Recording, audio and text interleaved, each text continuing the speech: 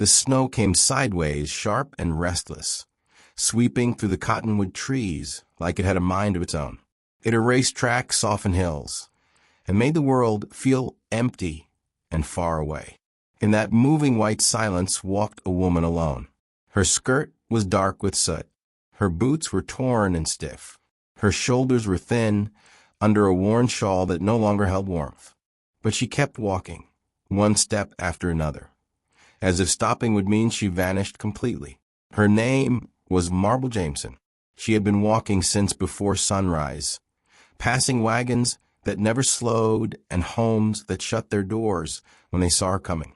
The cold cut into her face, but she did not flinch. Cold was honest. It did not pretend to care. What had broken her was not the winter. It was the long nights when no one spoke her name. Nights when the fire was gone, the house was gone, and even the small grave she should have had did not exist. By the time she reached the edge of town, the church bell rang for evening prayer. The sound rolled over the rooftops like a warning. Smoke rose from chimneys, but no one stood outside. This was not a town that welcomed strangers after dark. Marble tightened her shawl and stepped into the frozen ruts of the road. Two boys playing near a porch looked up, saw her blackened skirt and windburned face, and ran inside without a word. A dog barked once, then hid. She felt invisible and exposed at the same time. At the general store, she paused before opening the door. She already knew the answer, but hope was a stubborn thing. Inside, warmth rushed over her skin. The smell of flour and old would fill the air. A potbelly stove glowed in the corner. Mrs. Best Melly Tibet stood behind the counter counting matches. She did not look up. Marble cleared her throat. She said she could sweep, fold cloth, or just sit by the stove until the snow eased. Mrs. Tremor Tibet finally looked up. Her eyes were sharp and tired. She said she remembered Marble Jameson's wife from the ridge near Stony Ford. She said she heard the house burn down. She heard the baby was lost too. Marble said nothing. Mrs. Tibet shrugged and said, "Fire comes when it wants." Then she went back to her matches. Marble turned and walked out into the cold again. The church door was locked. She leaned against the rail, her hands numb, her breath thin. The bell tower loomed above her, dark against the snow. She did not cry. She had run out of tears long ago. She stood still and let the cold take what it wanted. Then she heard footsteps, soft and even. She turned. Two little girls stood near the edge of the square, barefoot, coats too thin, tangled hair. They stared at her without fear. One held a wooden button. The other clutched a broken locket on a string. The louder one asked if she was hungry. Marble blinked. She said she did not have a porch. The girl nodded, like that made sense. The quieter twin reached out and touched the hem of Marble's skirt. Her fingers came back black with soot. The louder one asked what it was. Marble said it was from fire. The quiet twin hugged her without warning. Small arms, fierce grip, like she already knew something grown people had forgotten. The louder girl said they needed a bride for their father. Marble felt the words hit her harder than the cold. She said she only wanted a place to be still. The girl nodded and said that was close enough. They took her hand and led her away from the church, down a narrow lane lined with trees heavy with snow, past a leaning fence, past a barn that had seen better years, toward a small house with light in the windows and smoke curling from the chimney. The porch sagged, the chair rocked in the wind, but the light was warm. Inside, the smell of stew wrapped around her like something she had almost forgotten.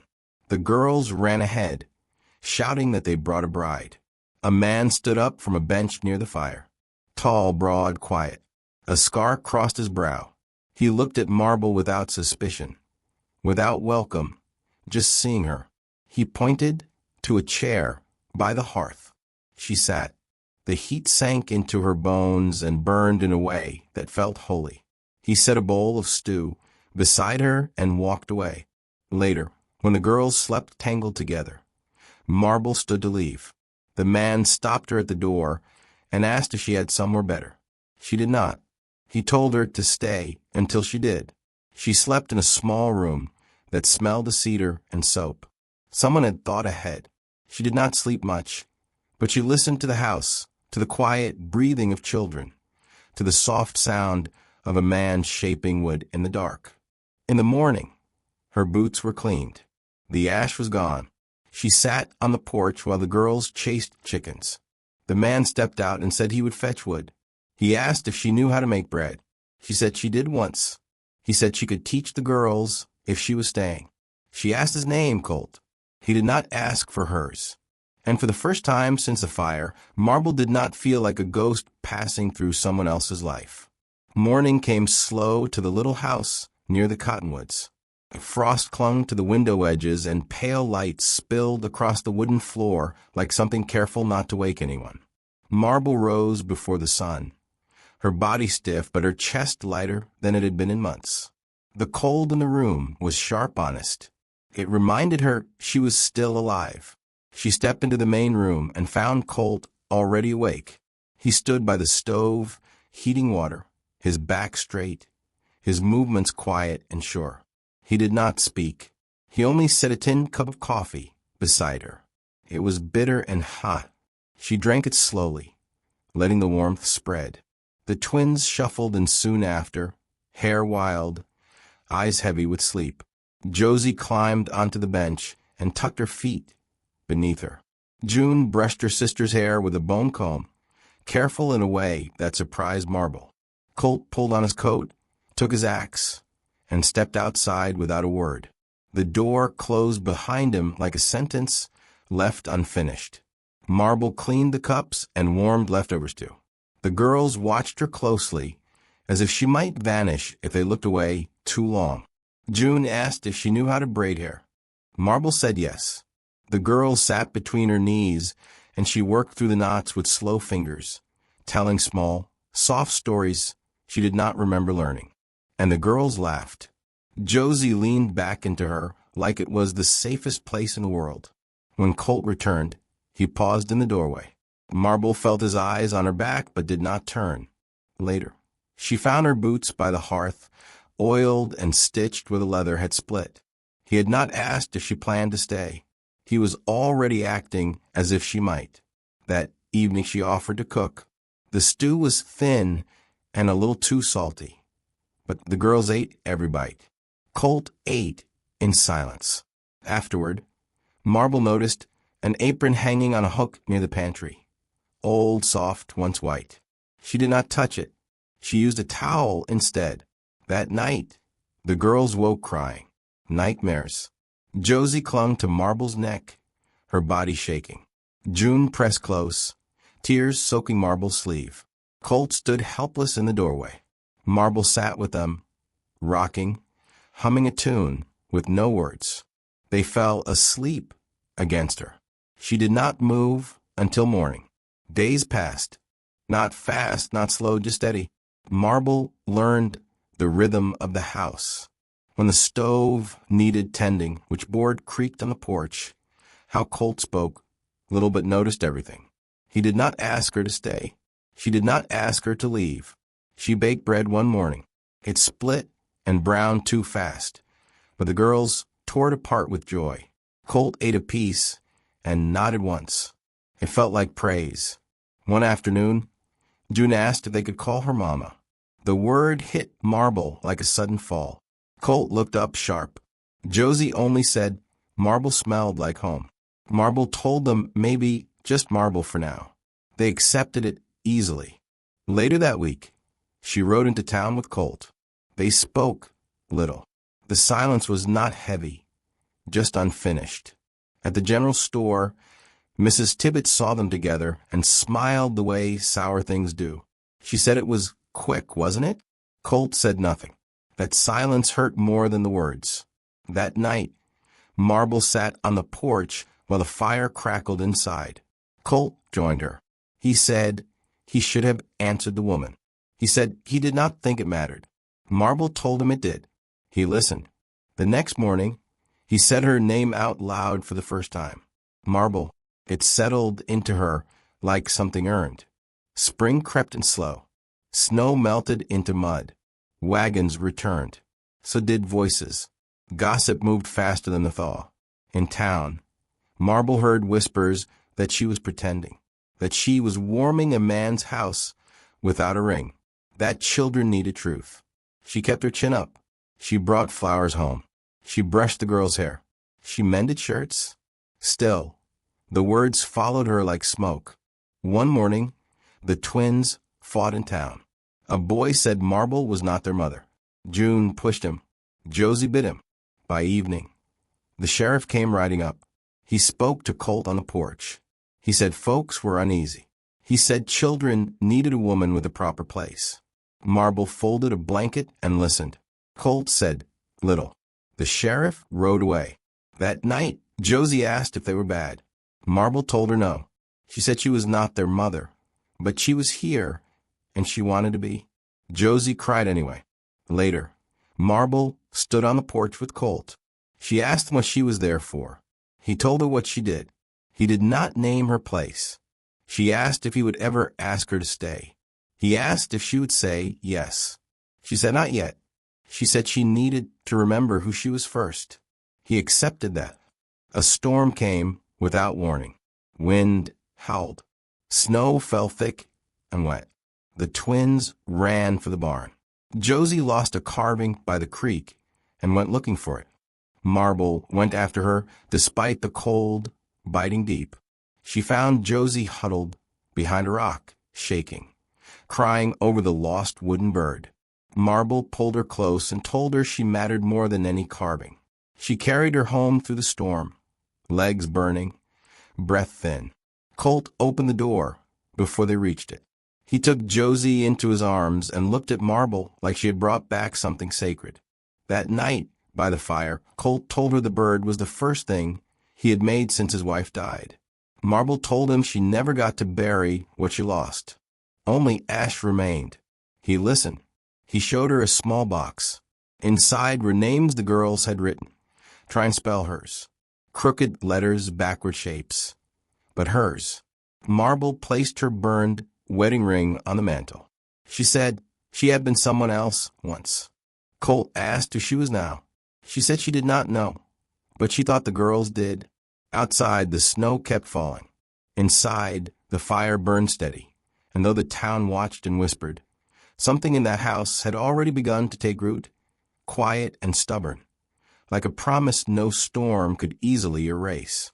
Spring opened the land the way a wound slowly learns to heal. Mud clung to boots. Fence posts leaned. The air smelled of wet earth and new grass. With the thaw came people.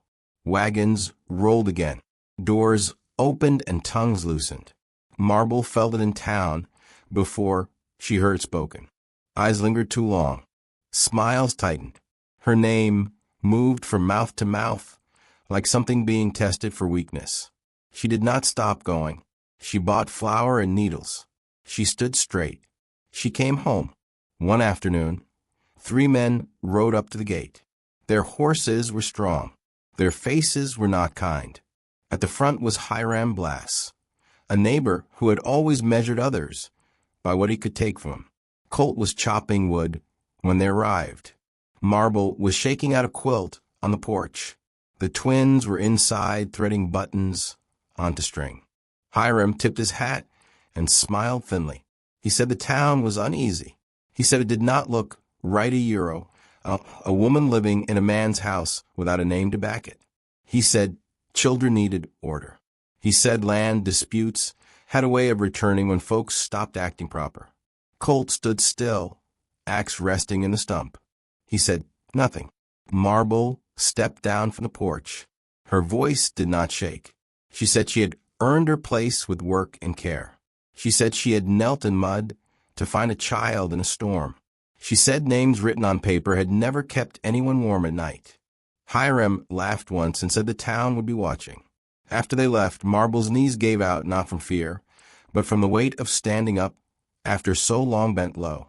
Colt said nothing then, but that night, when the girls were asleep, he sat across from her at the table. He said they would come again. She said she was tired of running from people who who had never built anything worth defending. She laid her burned marriage paper on the table. She said she had lost more than a husband and a child. She had lost the name that made her real in the eyes of others. Colt took down his late wife's apron from a hook. He held it out to Marble, not like a memory, but like a choice. He said the house needed a woman who stayed when it got hard. Marble tied the apron around her waist. The cloth fit like it had been waiting. The next morning, the twins placed 2 wooden birds on the porch rail. One was chipped, one had a crooked wing. June said they were for luck. Josie said they were for staying. Word spread faster than spring rain. Some said Colt planned to marry her. Some said he would not. Some said she was clever. Others said she was trouble. Then the sheriff came again. This time he did not bring warnings. He brought papers. He said a hearing had been called. The town wanted answers. Marble went pale, but she did not hide. On the day of the hearing, the church filled fast. Benches creaked, murmurs rose and fell. Marble stood beside Colt at the front. The twins sat behind them, feet swinging, hands locked tight together. Mrs. Tactibet spoke first. She said Marble had no claim, no ring, no blood, no record. She said children needed certainty. Others followed, some kind, some cruel, some afraid of change they could not name. When it was Marble's turn, the room went quiet. She did not speak long. She said she had nothing left to lose, but the place she had built with her hands and heart. She said a home was not walls or paper, but the people who chose to stay when storms came. Colt spoke. Then his voice was steady and plain. He said Marble was his choice. He said the girls chose her every morning. He said if the town could not see that, then the fault was not hers. Silence followed heavy waiting. The sheriff cleared his throat. He said there was no law against what they had done. He said kindness was not a crime. He said the matter was closed. The room did not cheer. It did not need to. Some faces softened, others hardened, but the door was open. That night, Colt and Marble sat on the porch while the girls slept. The air was warm for the first time. Frogs called from a creek. Colt said he had a ring now. Not a fine one, just honest metal. He said he would ask properly if she wished. Marble looked out at the dark fields. She thought of ash and silence and walking alone through snow. She thought of small arms hugging her waist. She thought of a name spoken out loud. She said yes. They married quietly. No crowd, just the girls, the creek, and a sky wide enough to hold forgiveness. June dropped buttons instead of flowers. Josie cried and laughed at the same time. Marble took the name McCrae, but she kept her own, too. She did not bury who she had been. She carried her forward. Years later, people would say the house near the cottonwoods was the warmest place in winter. They would say the twins grew strong and kind. They would say the woman who arrived with soot on her skirt became the heart of the place. But Marble knew the truth. She had not been saved. She had been chosen, and she chose back